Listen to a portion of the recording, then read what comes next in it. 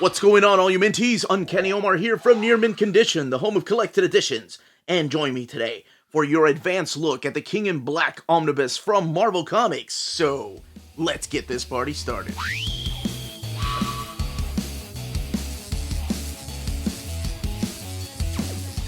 Before getting started, I want to give a huge thank you to David Gabriel and the fine folks at Marvel for sending us an advance copy of this omnibus. This omnibus is due out in the direct market and book market on December 6th.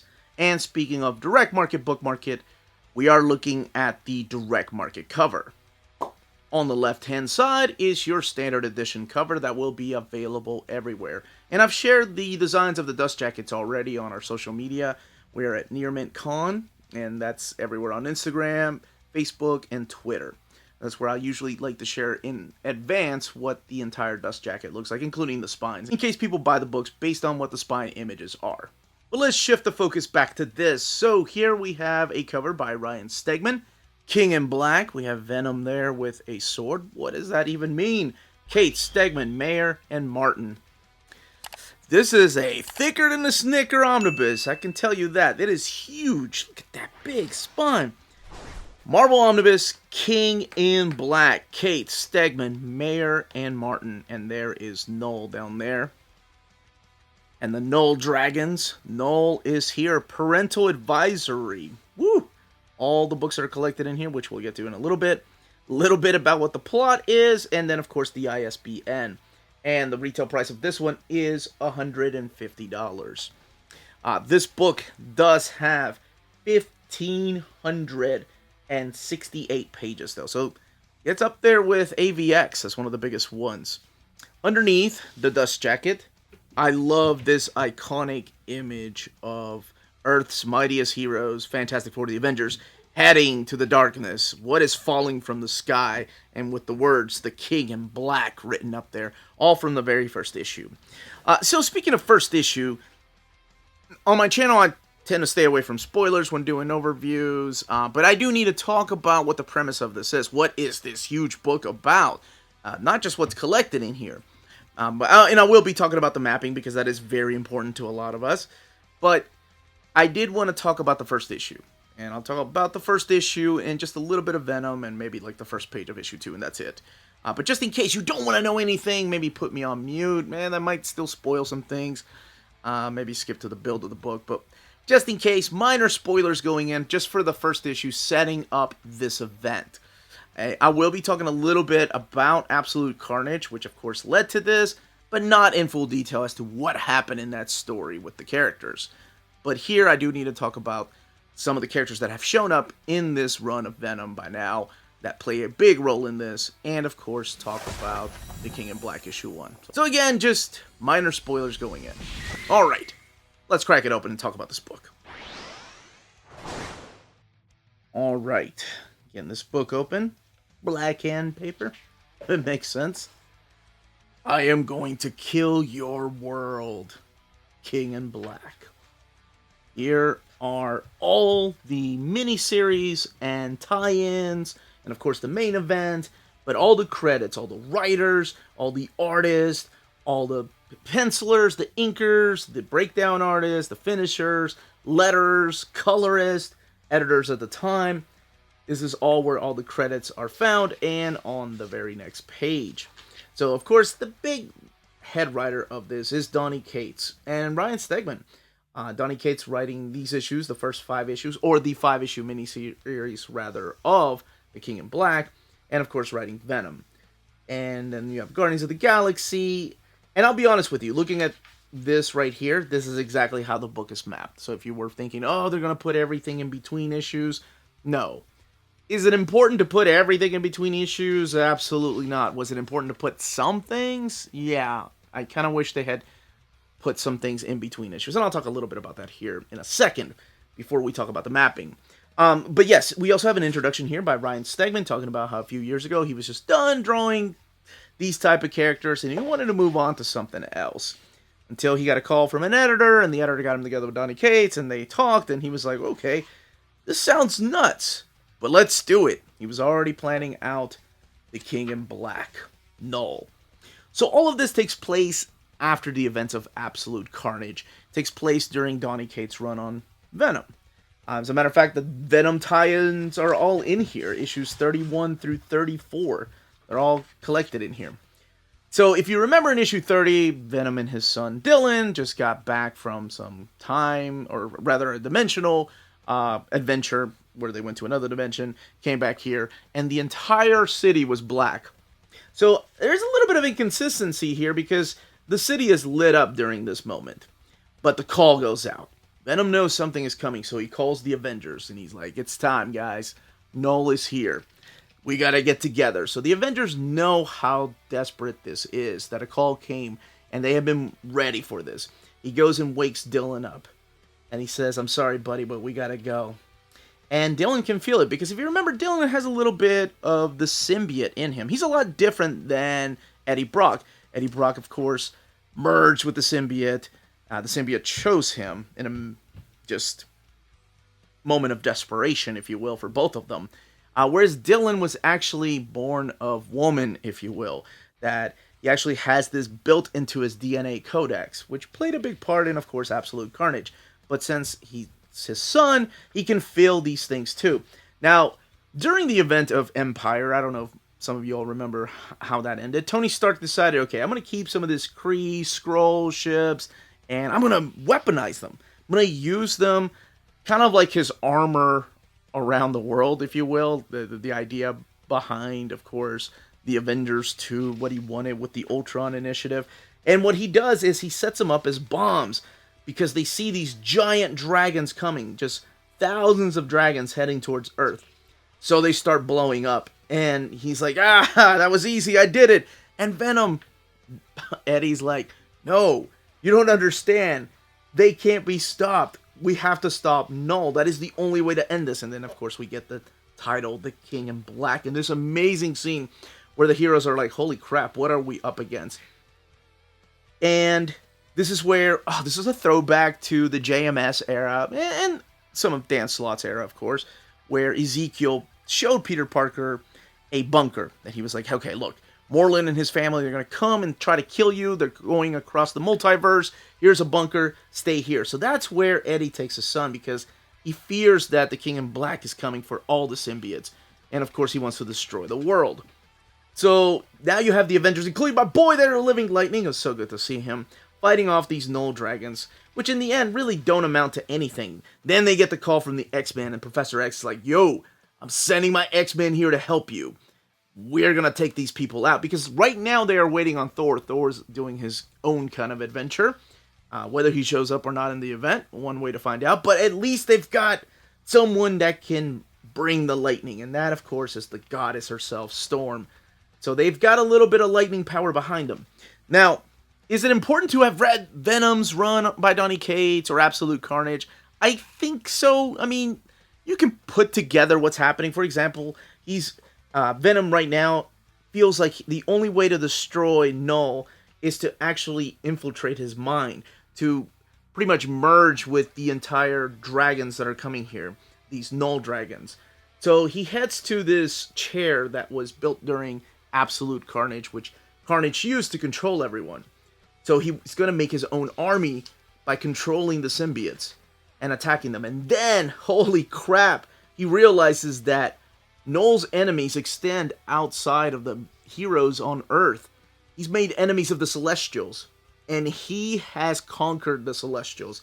He has taken over them with giant symbiotes. Now the Celestials belong to Knull. That's when we meet the character that we've been hinted at since the pages of Jason Aaron's Thor. Coming out of a Celestial, ladies and gentlemen, it's Knull himself.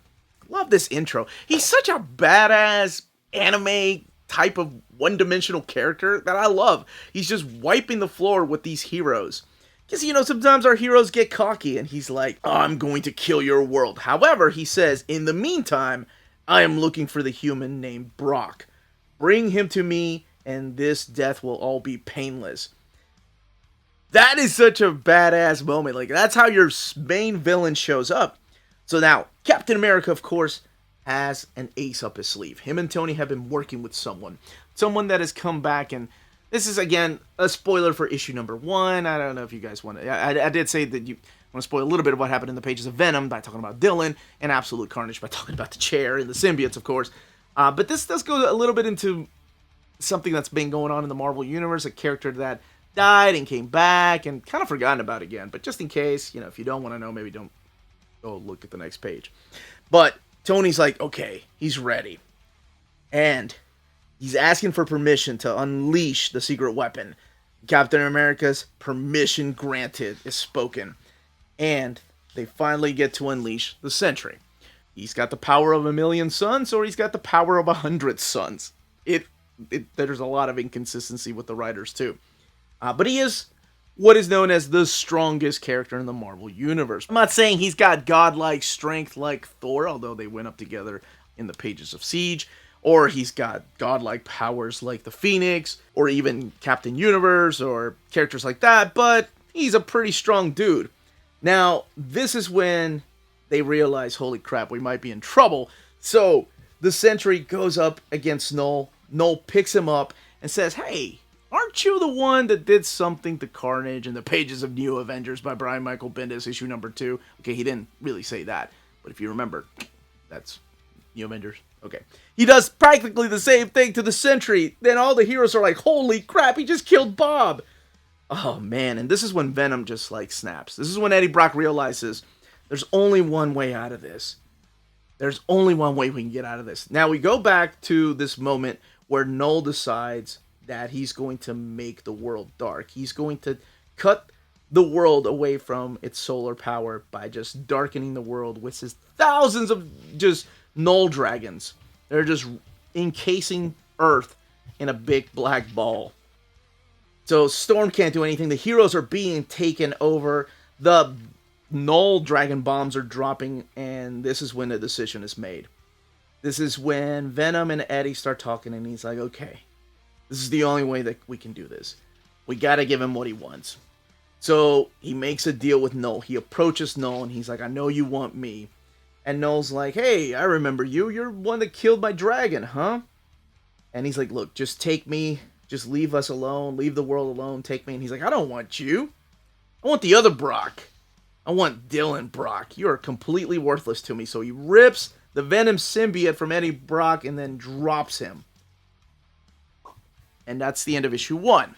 Now, hell of a cliffhanger, right? Of course, he lives in New York. Who's not going to come to the rescue? We got Spider-Man. We got 1,000 other superheroes that can come and help him. But man, what an opening. I love that. That's so badass.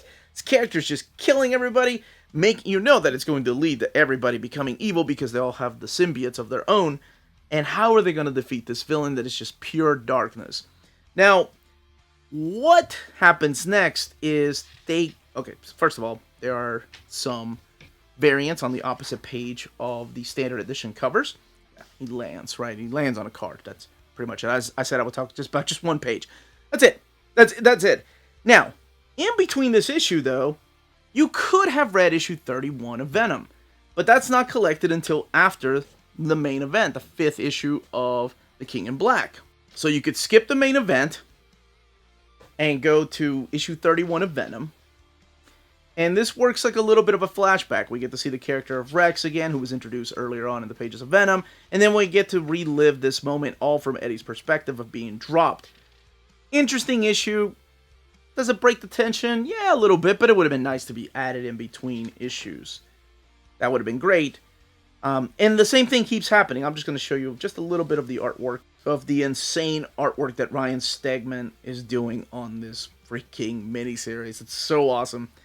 And, yeah, you're going to have to keep going back and forth if that's the way you want to read it. Or you could just read the whole event and then see what happens in the pages of Venom.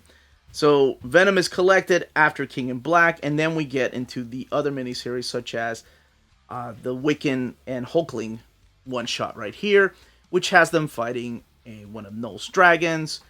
We have the Ghost Rider, King in Black tie-in, which is... This is a really interesting one-shot, because this also features the return of a long-forgotten character, now known as the Death Rider. Not long-forgotten, but long-beloved character that comes back here. It's also during the time that Ghost Rider is the ruler of hell. So there's a lot of things going on that they just throw into this one shot. We have the Black Knight tie-in. Again, every one of these tie-ins are them just pretty much fighting dragons. There's really not a big tie-in that puts them against Knull, really. It's mainly just what they feel more like faces instead of impacts for any of you that remember the way they split the Onslaught event up. Some of the comic titles were faces, some of them were impacts. Faces were like, oh, hey, there's a big bad guy named Onslaught out there. Let's stop him. Whereas the impact titles were, yeah, we're in the middle of this crap. That's the way this feels. So it feels a little bit more like the Red Skies event crossover. Which, if you know what that is, during the event of Crisis on Infinite Earths, you know, they wanted to market the books. They wanted to sell the books, so they would put Crisis on Infinite Earths crossover. And it would just be the skies were red in that issue, and that's about it. And that's what a lot of this feels like. For example, this right here, this is the beginning of a brand new series. You have Union Jack here with a bunch of new characters. I did actually a review of the trade paperback. This is the Union, and it's the first 2 issues of the Union. And did it need to have a tie-in to the King in Black? Absolutely not. I don't think it added anything to the story. I think they just replaced whatever the villain characters were supposed to be with symbiotes. And then you have Spider-Woman here. So, I'm glad that they didn't put those type of things in between issues of the King in Black. Now, I'm somebody that, you know, I've spoken my piece when I said, I think, like Flashpoint, for example, to me, is a way to do too much of collecting in between issues. And what's the point of collected editions if we're going to just reprint everything the way they were published? You have to put them in an actual reading order in order for people to enjoy them. To your best knowledge, though. Like, that really does help. That I think sometimes some issues should go in between the main event issues. For example, me, I would have put those Venom issues in between the King in Black issues. And there's another one in here that I would have put. The Savage Avengers are so good. But I didn't even talk about what is collected in this book. It's a lot of stories in here. There's a lot of comic books in this particular book. That is such an awesome cover. This is the stuff that I think I would have put in between issues too. At least in between issues 4 and 5 are these right here. These are the one-shots called The King in Black, Planet of the Symbiotes. Okay, but what is collected in here? So this collects King in Black 1 through 5, Immortal Hulk, Iron Man, Doctor Doom, which that's a prime example of one that, yeah, I'm glad it's back here. It's Iron Man and Doctor Doom teaming up to save Christmas and Santa Claus. Yeah, I'm serious. That happens. It's got the King in Black, Black Knight, Marauders, Black Panther one-shot, Captain America, Wiccan and Hulkling, Spider-Man, Scream, and Ghost Rider King in Black. You've got the miniseries Venom vs. Carnage in here, all 3 issues. The King in Black Namor miniseries, all 5 issues of that. Planet of the Symbiotes, this is the 3-issue miniseries that I think I would have put in between issues 4 and 5 of King in Black, just to fatten them up, just to show you what's going around the rest of the Marvel Universe. This is the issue right here, written by Christopher Cantwell. But again, this is Immortal Hulk.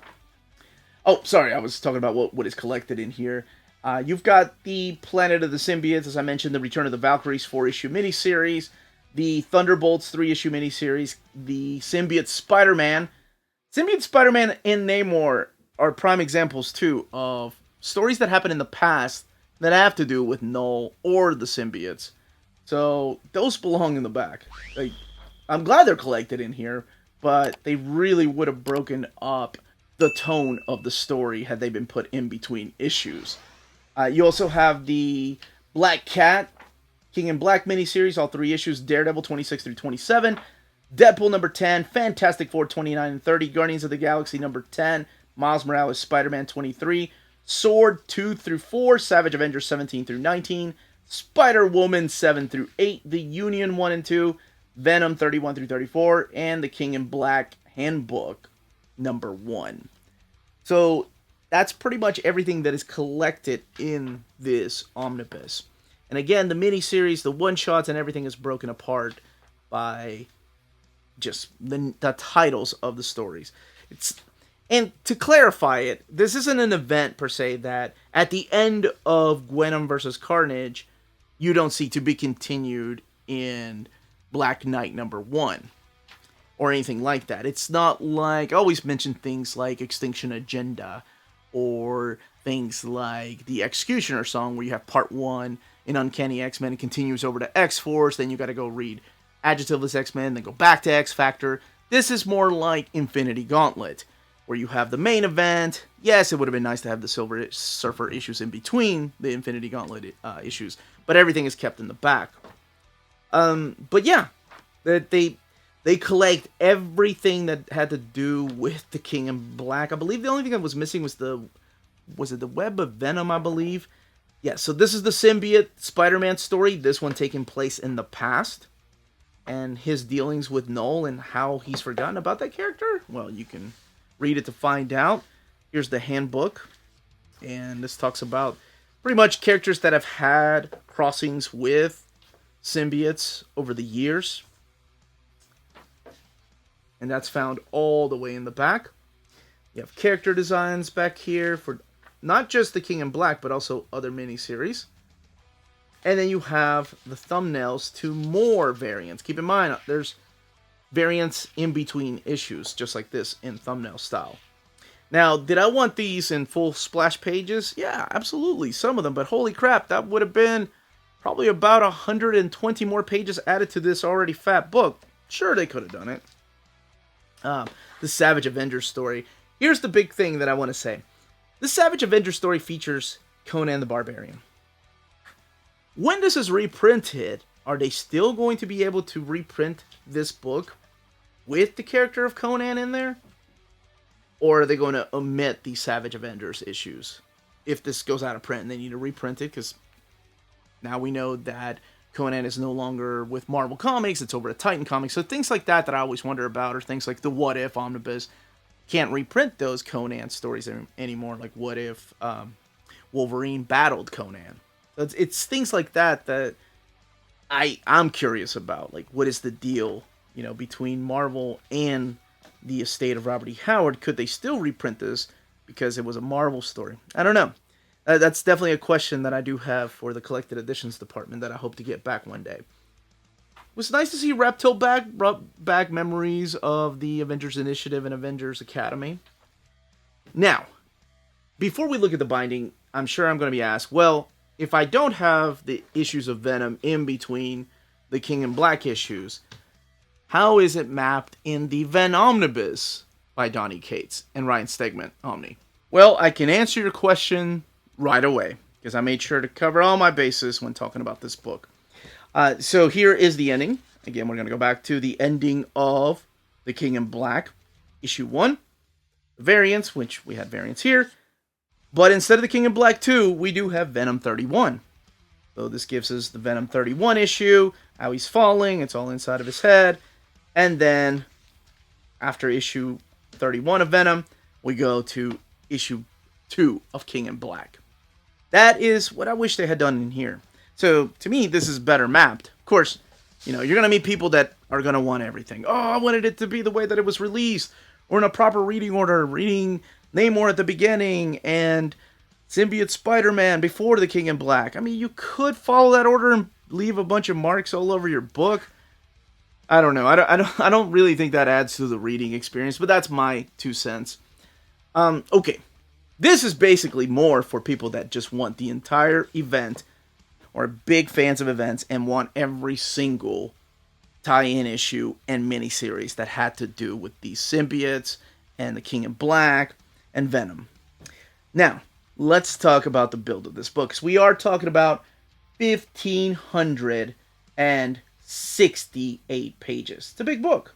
It is sewn binding, and there's that eye right there. This one is printed at the iMac printer. See, I wasn't kidding. Evil Santa Claus, Doom, and Iron Man teaming up. So yes, this one is printed at the iMac printer, but honestly, paper stock seems as thick as the paper stock that they used at the Donnelly printers for the last few months. So it is thicker than the things like JMS Spider-Man Volume 1. Let's look in the back here. This is the way it lays over. It is a big book, so I mean, you're gonna have a little bit of gutter loss. I'm not gonna lie about that. I wish I could show you. Let's see. Here's a spread page. I mean, just a little bit of gutter loss right there, like you could see in Cyclops' hand. You know, to hold the book down. But honestly, I mean, you've seen that in books that only have 720 pages. The way that they're built, really. This one, actually, for the size of the book, is built rather well. Let's see. I think I covered everything. Was that it? I think I did. Yeah, I didn't want to give any more spoilers about the King in Black. You can find out for yourself if the good guys win, how they win if they do, and if there's a King in Black, is there a King in White? Or Light? Well, one way you can find out. But that, as they say, is that. If you're interested in purchasing this book, don't forget to check out our sponsors. If you live in Europe and are interested in buying and pre-ordering Omnis, then you should definitely check out Walt's Comic Shop in Berlin, Germany. They have the cheapest pre-order prices for Marvel and DC books within the EU, flat rate shipping of €12 for all EU countries, bulletproof packaging, and all emails will be answered within 24 hours. They offer a huge selection of out-of-print books. Just head over to waltzcomicshop.com for more great deals and rare titles. And for a limited time, you can use the code NEARMINTCONDITION, all one word at the checkout, to get free shipping for all EU countries with your first order of over €40. Walt's Comic Shop, your reliable source for Omnis and premium collected editions in Europe. CheapGraphicNovels.com, your online home for graphic novels and collected editions up to 50% off cover price. They have excellent shipping and prompt and helpful service. Check out their bargain deals for up to 90% off cover price. And don't forget that CGN also takes pre-orders. That way you don't miss out on the hottest releases. And they are currently running a special promotion for you Minties. If you're a first-time customer, after receiving your order confirmation email, reply back to that email and let them know Near Mint Condition sent you their way. They will then apply a free shipping promotional credit to your next order in the US. Cheap Graphic Novels, your source for the hottest books with the kind of deep discount, quality shipping, and customer service that will keep you coming back for more. And that was the content, the page count, the mapping, and the build of this omnibus. Let me know if you're an events type of person that you love getting the big event omnis, or if you're going to pick up the Venom Omnibus by Donny Cates and Ryan Stegman, or if you're going to pick up both, because there's a lot of crazy people out there like myself.